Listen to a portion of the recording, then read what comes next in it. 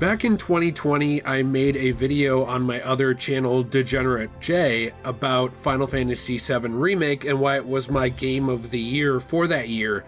Now, as this channel has gotten a little bit bigger, still very small, here on JRPG, I've been trying to move over some of my old RPG videos from that channel where they never caught any traction, as well as make new videos here as well.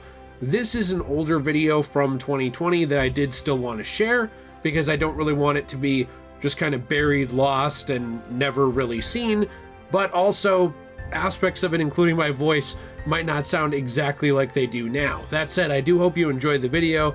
If you do enjoy, I do plan to cover Final Fantasy more in the future. I hope you subscribe, stick around, leave a like, and I will leave you with a very quick question of the day before I start, which is, what is your favorite Final Fantasy? Or if you don't have a favorite Final Fantasy, what's your favorite Squaresoft or Square Enix game, and why? You know, what do you like about it? Those things always give me new games to check out, so I hope you enjoyed the video, and I hope you have a fantastic day. Final Fantasy VII Remake was my game of the year. Now, this game did come out in 2020. However, that being said, I do agree with a lot of other people who have critiqued the Game Awards and a lot of awards in general with gaming, that really your game of the year, it doesn't have to have come out in 2020.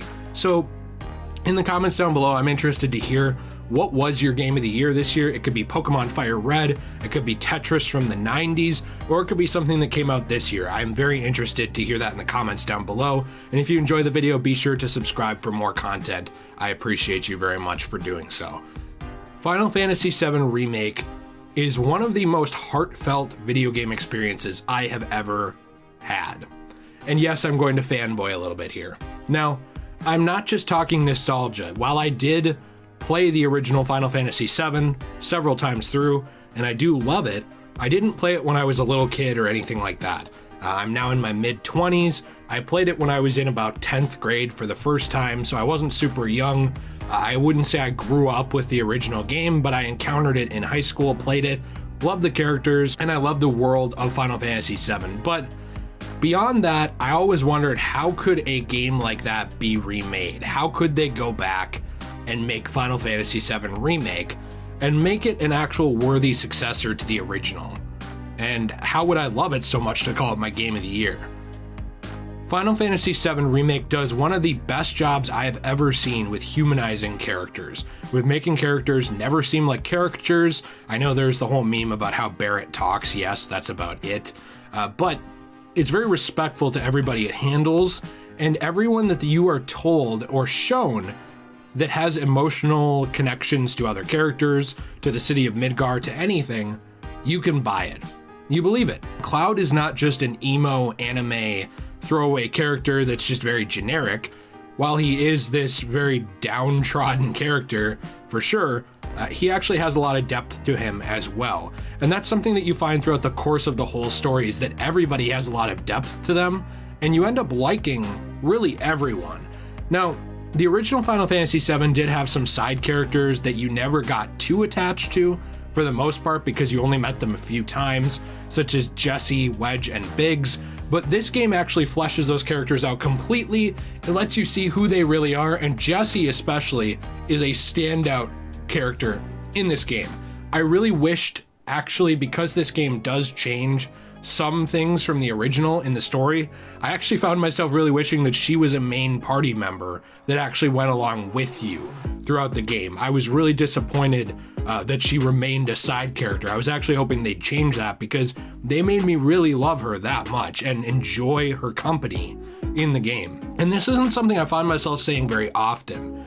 I've noticed that massive RPGs, JRPGs, whatever kind of RPG we're looking at, these games often have a hard time with really making you care, or maybe it's just me, but where you actually have an emotional investment in the characters around you. Final Fantasy VII Remake is able to do that in its story with pretty much everybody. Tifa really works as this sort of girl next door character, but who is very strong. She doesn't really need your help, and she can contribute a lot. Aerith is this person that you come across who sort of shows more elements of the character that you play as well, and acts as a mirror to Cloud. You know, everybody has their purpose and their thing that they do in terms of the story. And I'm not afraid to say this game did make me cry. 100%. Now, not much makes me cry. Very sad animal stories can make me cry. Final Fantasy VII Remake apparently can make me cry. And Supernatural can make me cry. Beyond that, not much makes me cry. So that's a pretty big emotional key to hold, when it comes to me at least. When it comes to other things in this game though too, I mean, beyond just the story that I could gush about for probably 2 hours, that, by the way, did do a really good job maintaining the spirit of the original while also updating it for a modern day and not just being a straight remake. It does add more elements into the story. It deals with a lot of concepts of fate and free will and other stuff like that do make things very interesting for people who either played the original or who didn't, and it works for both. This game is appealing to newcomers and people who have been around in the Final Fantasy series forever. And for that, I really did love it. But beyond those things as well, which again, I could just keep going on about, the combat was incredible. Now, the combat is done very well. The original Final Fantasy VII was turn-based with an ATB gauge, which was essentially a time gauge. There is a time gauge in this as well, but it's real-time combat, much more close to something like, I don't know, Final Fantasy 15, or even elements of Kingdom Hearts are in here.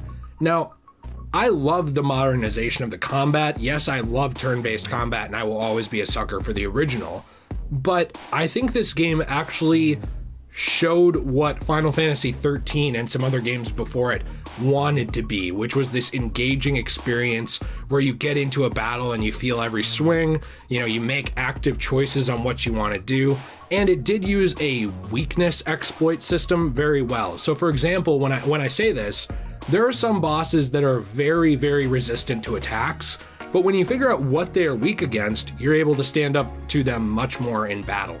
Now, maybe a enemy is weak to electricity.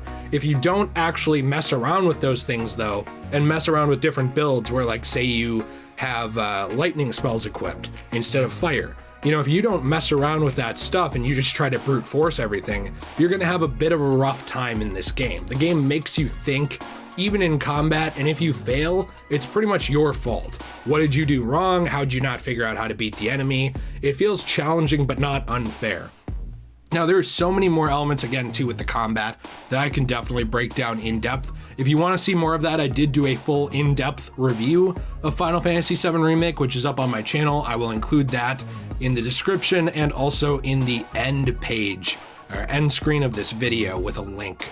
But I loved the combat to death. When it comes to the world as well, beyond just the characters, the world did make me feel like I was living in this not post-apocalyptic, but cyberpunkish future, near-apocalyptic, where corporations have kind of taken over everything, but it's not super preachy with it either.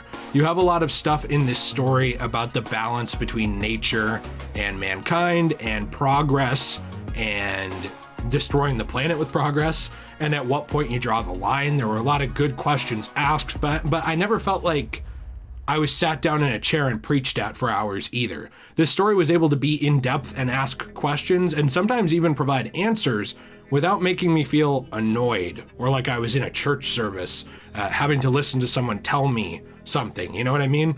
That is a big problem with a lot of stories, is that they will jam a narrative down your throat so far that by the time you're done, you don't care. Final Fantasy VII Remake is able to get you emotionally invested in those arcs and actually make you care as the story progresses and about the world that you're in. It's not just like, oh no, the world's dying. It's like, oh man, this world's really cool. How do I protect it?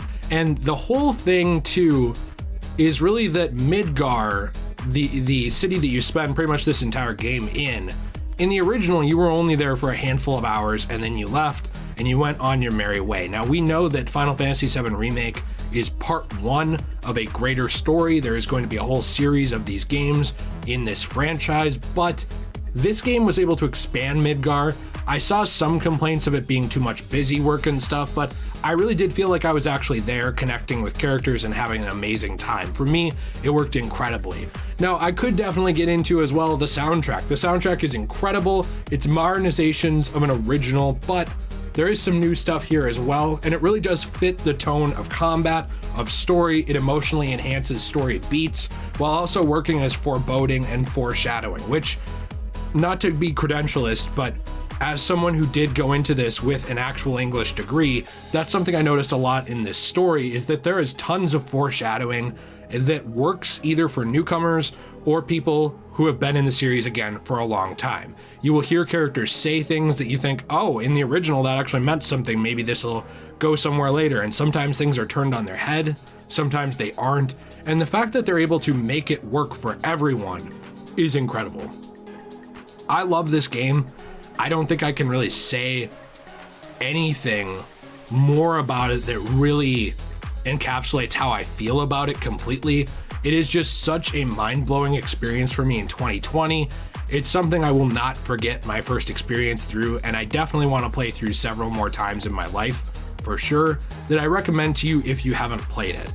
Now, yes, there is going to be a whole series, like I said, but this is an incredible standalone game. It works very well, and the story ends on such a great note, and I am so excited for the future to see what actually, comes of this franchise. Let me know what you think in the comments down below. What was your favorite game of the year? Did you play Final Fantasy VII Remake, and what were your thoughts, or would you like to? Any of that stuff, I really do enjoy reading your comments as well, even though I don't have time to answer all of them. And I'm interested to hear what you think. If you enjoyed this video, please be sure to subscribe for more content. Leave a like if you enjoyed it. I appreciate that very much. It always helps. And I will see you in the next one. Have a fantastic day, everyone. And as always, stay shui.